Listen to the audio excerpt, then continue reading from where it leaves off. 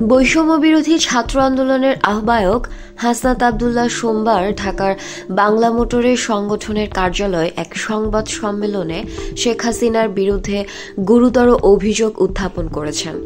তিনি দাবি করেন, প্রধানমন্ত্রী শেখ হাসিনা ভারত থেকে নির্দেশনা পেয়ে বাংলাদেশের স্বার্থ বিরোধী কর্মকাণ্ডে লিপ্ত ছিলেন।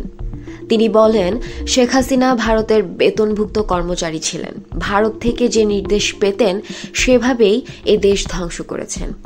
সংবাদ সম্মেলনে হাসনাত আবদুল্লাহ আরও বলেন, ভারত একটি জঙ্গি রাষ্ট্র হিসেবে পরিচিত। যারা ভারত থেকে আশ্রয় পায় আমরা তাদের জঙ্গি মনে করি। ভারত যদি এদের সহায়তা করে তবে আমাদের ভারত বাংলাদেশ সম্পর্ক বন্ধুত্বপূর্ণ থাকবে কি না তা নতুন করে ভাবার সময় এসেছে।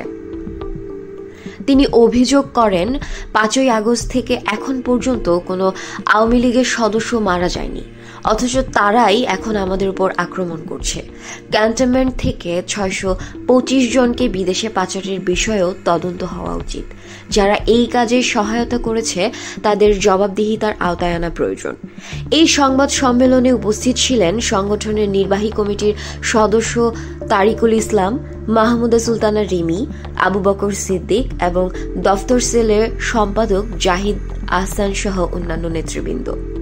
বৈষম্য বিরোধী ছাত্র আন্দোলনের এই বক্তব্য রাজনৈতিক অঙ্গনে নতুন আলোচনার জন্ম দিয়েছে।